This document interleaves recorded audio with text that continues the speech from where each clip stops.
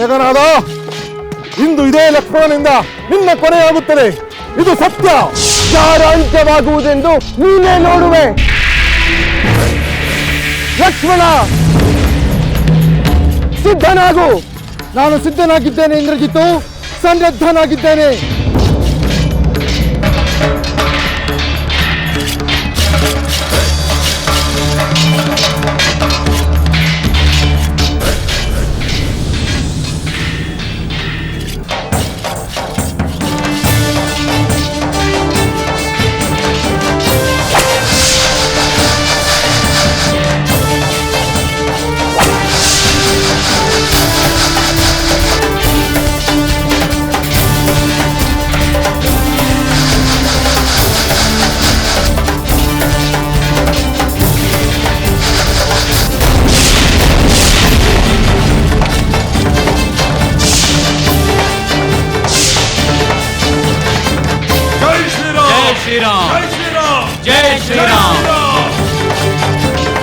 ಆಂಜನೇಯ, ಅಂಗದ, ಸುಗ್ರೀವ,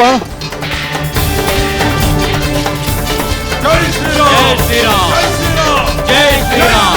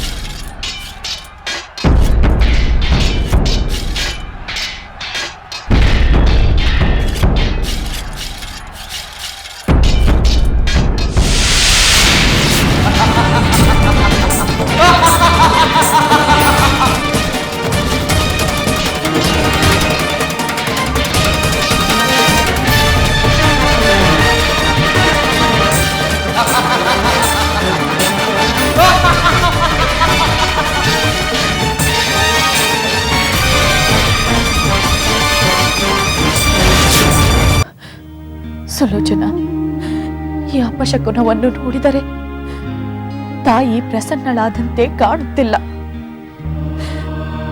ಆ ತಾಯಿಯ ಇಚ್ಛೆ ಏನಿದೆಯೋ ಏನೋ ಯಾರು ಬಲ್ಲರು.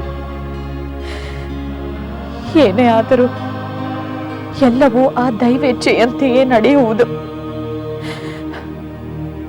ಇದನ್ನು ಅರ್ಥ ಮಾಡಿಕೊಂಡು ನಮ್ಮ ಮನಸ್ಸನ್ನು ದೃಢಪಡಿಸಿಕೊಂಡು ನಾವು ಅರಮನೆಗೆ ಹೋಗುವುದೇ ಒಳ್ಳೆಯದು. ಕ್ಷಮಿಸಿ ಅತ್ತೇವರೇ, ನನ್ನ ಪತಿ ಕ್ಷೇಮವಾಗಿ ಹಿಂದಿರುಗುವವರೆಗೂ ನಾನು ಎಲ್ಲಿಗೂ ಬರುವುದಿಲ್ಲವೆಂದು ಸಂಕಲ್ಪ ಮಾಡಿದ್ದೇನೆ. ದಯಮಾಡಿ ನನಗೆ ಒತ್ತಾಯ ಮಾಡಬೇಡಿ. ಅಲ್ಲೋಲ ಕಲ್ಲೋಲವಾಗಿರುವ ಈ ನನ್ನ ಮನಸ್ಸು ಇಲ್ಲಿ ಮಾತ್ರವೇ ಶಾಂತಿಯನ್ನು ಪಡೆಯಲು ಸಾಧ್ಯ.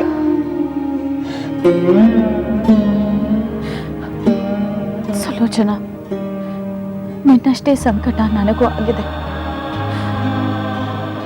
ನೀನು ಪತಿಗಾಗಿ ಆತಂಕ ಪಡುತ್ತಿದ್ದರೆ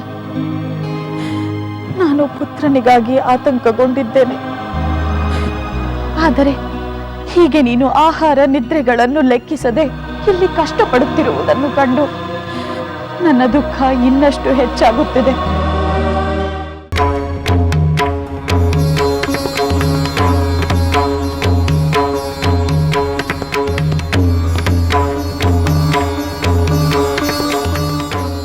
ಪ್ರಣಾಮಗಳು ಮಹಾ. ದೂತ, ರಣರಂಗದಿಂದ ಯಾವ ವಾರ್ತೆಯನ್ನು ತಂದಿರುವೆ? ಪ್ರಭು, ಲಕ್ಷ್ಮಣನಿಗೂ ಯುವರಾಜರಿಗೂ ಘೋರವಾದ ಯುದ್ಧ ನಡೆಸಿದೆ. ಅವರಿಬ್ಬರು ಸಮಬಲದಿಂದ ಹೋರಾಡುತ್ತಿರುವರೆಂದು ತಿಳಿಸಲು ಬಂದೆ ಪ್ರಭು. ಅಂದರೆ ಇಂದ್ರಜಿತುವು ಲಕ್ಷ್ಮಣನನ್ನು ಕೊಲ್ಲಲು ಪ್ರಯತ್ನ ಮಾಡಲಿಲ್ಲವೇ?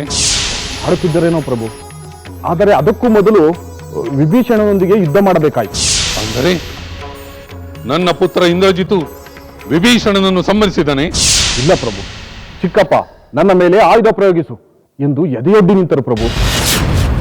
ದೂತ, ನೀನೇನು ಹೇಳುತ್ತಿರುವೆ?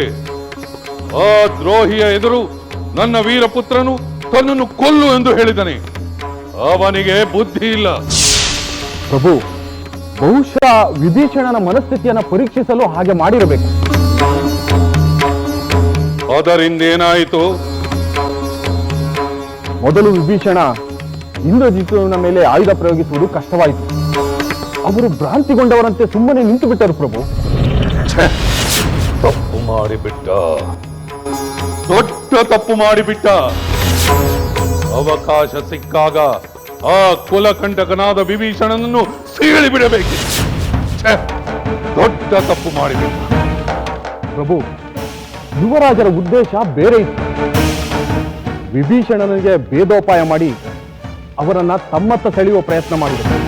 ಚಿಕ್ಕಪ್ಪನ ಮಮಕಾರವನ್ನು ಕೆಣಕಿ ಅವರು ಅಧೀರರಾಗುವಂತೆ ಮಾಡಿದರು. ಅದು ಸಫಲವಾಯಿತೆ? ಇಲ್ಲ ಪ್ರಭು, ಸಫಲವಾಗಲಿಲ್ಲ. ವಿಭೀಷಣ ತನ್ನ ರಾಮನಿಷ್ಠೆಯನ್ನು ಬಿಡಲಿಲ್ಲ. ಬಾಂಧವ್ಯಕ್ಕಿಂತಲೂ ಧರ್ಮವೇ ಶ್ರೇಷ್ಠವೆಂದು ಯುವರಾಜರೊಡನೆ ಯುದ್ಧ ಮಾಡುತ್ತಿದ್ದರು. ಆಗಲಾದರೂ ಇಂದ್ರಜಿತುವು ವಿಭೀಷಣನನ್ನು ಸಂಹರಿಸಬೇಕಿತ್ತು. ಸೋಲು ಗೆಲುವಿಲ್ಲದೆ ವೃಥಾ ಕಾಲಹರಣ ಮಾಡುವುದು ಬೇಡವೆಂದು ಯುವರಾಜರು ವಿಭೀಷಣನನ್ನು ಬಿಟ್ಟು ಲಕ್ಷ್ಮಣನೊಂದಿಗೆ ಯುದ್ಧ ಮಾಡುತ್ತಿದ್ದಾರೆ ಪ್ರಭು. ಸರಿ, ನೀನು ಹೊರಡು. ಅಪ್ಪಣೆ ಪ್ರಭು. ಇಂದ್ರಜಿತುವು ವಿಭೀಷಣನನ್ನು ಸಂಹರಿಸಬೇಕಿತ್ತು. ವಿಭೀಷಣನ ಸಂಹಾರವಾಗಿದ್ದರೆ ನನಗೆಷ್ಟೋ ಸಂತೋಷವಾಗಿರುತ್ತಿತ್ತು.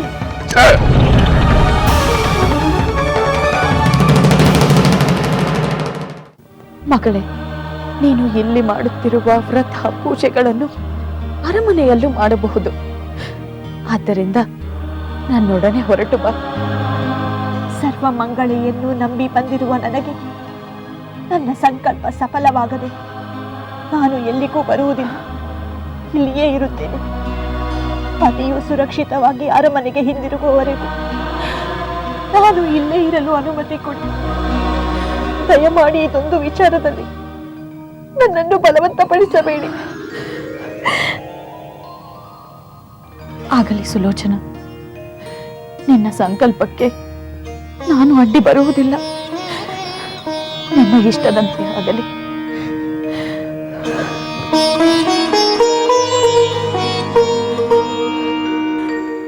ಸರ್ವಮಂಗಲೆ ಪರಮೇಶ್ವರಿ, ನಿನ್ನನ್ನೇ ನಂಬಿಕೊಂಡಿರುವ ಈ ನನ್ನ ಸೊಸೆಯ ಸಂಕಟವನ್ನು ನಿವಾರಿಸು. ಈ ಲಂಕೆಗೆ ಬಂದಿರುವ ವಿಪತ್ತನ್ನು ದೂರ ಮಾಡು.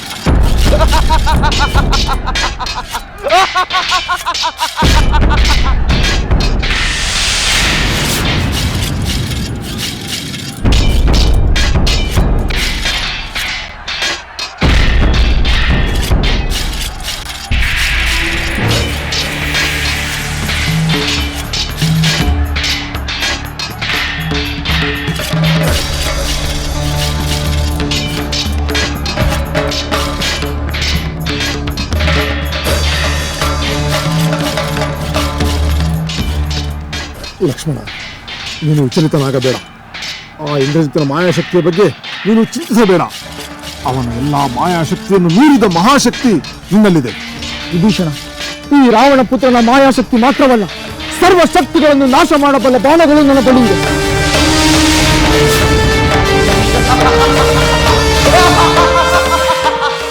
ಲಕ್ಷ್ಮಣ,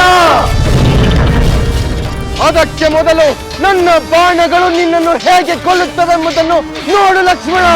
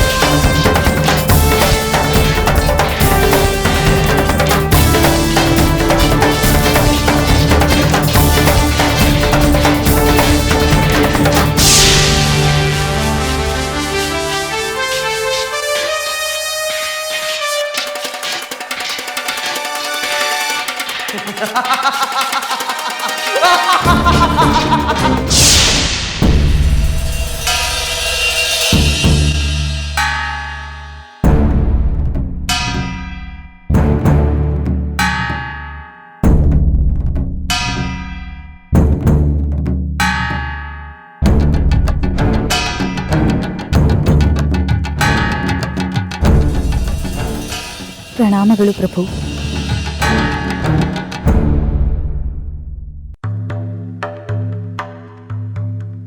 ನಾನು ಬಂದದ್ದು ನಿಮ್ಮ ಏಕಾಂತಕ್ಕೆ ಭಂಗವಾಯಿತೆ? ಇದು ನಾನು ಬಯಸಿದ ಏಕಾಂತವಲ್ಲ ದೇವಿ, ತಾನಾಗೇ ಬಂದಿರುವುದು.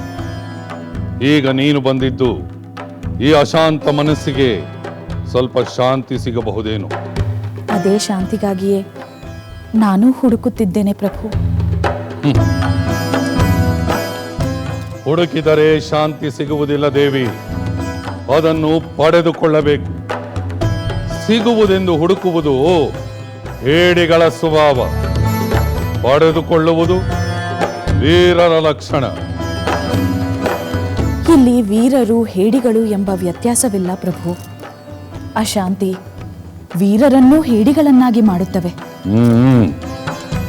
ಅದಿರಲಿ, ಈಗ ನೀನು ನನ್ನನ್ನು ಹುಡುಕಿಕೊಂಡು ಬಂದ ಕಾರಣ ಅದನ್ನು ಹೇಳು. ಪ್ರಭು, ಈಗ ನಾನು ನನ್ನ ಸೊಸೆ ಸುಲೋಚನೆಯನ್ನು ನೋಡಿ ಬಂದೆ. ಅವಳನ್ನು ನೋಡಿ ಬಂದರೆ ನಿನ್ನ ಧ್ವನಿಯಲ್ಲಿ ವಿಷಾದವೇಕೆ? ಮುಖದಲ್ಲಿ ದುಃಖದ ಚಿತ್ರವೇಕೆ? ಏಕೆಂದರೆ ಈಗ ಅವಳಿರುವ ಸ್ಥಿತಿ ಪ್ರಭು. ಅವಳ ಸ್ಥಿತಿಗೇನಾಗಿದೆ? ದೇವಿಯ ಮಂದಿರದಲ್ಲಿ ಸುಲೋಚನ ರಾಜೋಚಿತ ವಸ್ತ್ರಾಭರಣಗಳನ್ನು ಬಿಟ್ಟು, ಸುಖ ಭೋಗಗಳನ್ನು ಬಿಟ್ಟು, ಊಟ ನಿದ್ರೆಗಳಿಲ್ಲದೆ ವಿರಾಗಿಣಿಯಂತೆ ಸವೆದು ಹೋಗಿದ್ದಾಳೆ ಪ್ರಭು. ಅವಳನ್ನು ಅಲ್ಲಿಗೆ ಹೋಗಲು ನೀನೇಕೆ ಬಿಟ್ಟೆ? ಅವಳು ಅನ್ನಪಾನಗಳನ್ನು ತ್ಯಜಿಸಿ ವ್ರತವನ್ನು ಮಾಡಲು ನೀನೇ ಪ್ರೇರೇಪಿಸಿರಬೇಕು. ಇಲ್ಲ ಪ್ರಭು, ಇಲ್ಲ. ಪ್ರಭು, ದಯಮಾಡಿ ನನ್ನ ಸೊಸೆ ಅರಮನೆಗೆ ಬರುವಂತೆ ಮಾಡಿ. ನೀನು ಹೀಗೆ ಬೇಡುವ ಅಗತ್ಯವಿಲ್ಲ ದೇವಿ. ಅವಳು ಅರಮನೆಗೆ ತಾನಾಗಿಯೇ ಬರುತ್ತಾಳೆ. ನಮ್ಮ ಪುತ್ರ ಇಂದ್ರಜಿತು ಆ ರಾಮ ಲಕ್ಷ್ಮಣರನ್ನು ಕೊಂದು ವಿಜೃಂಭಿಸುತ್ತಾ ಬರುತ್ತಾನೆ. ಆಗ ಈ ಸುಲೋಚನ ನಗುತ್ತಾ ಅವನಿಗೆ ಆರತಿಯನ್ನು ಬೆಳಗಿ ಬರಮಾಡಿಕೊಳ್ಳುತ್ತಾಳೆ. ಪ್ರಭು, ಈ ಯುದ್ಧವನ್ನು ನಿಲ್ಲಿಸಿದರೆ? ಸಾಕು ಮಂಡೋದರಿ, ಸಾಕು. ಅದಕ್ಕೆ ನಾನು ಹಲವಾರು ಬಾರಿ ಉತ್ತರ ಕೊಟ್ಟಿದ್ದೇನೆ. ಶತ್ರು ಸಂಹಾರವಾಗುವವರೆಗೂ ಈ ಯುದ್ಧ ನಿಲ್ಲುವುದಿಲ್ಲ.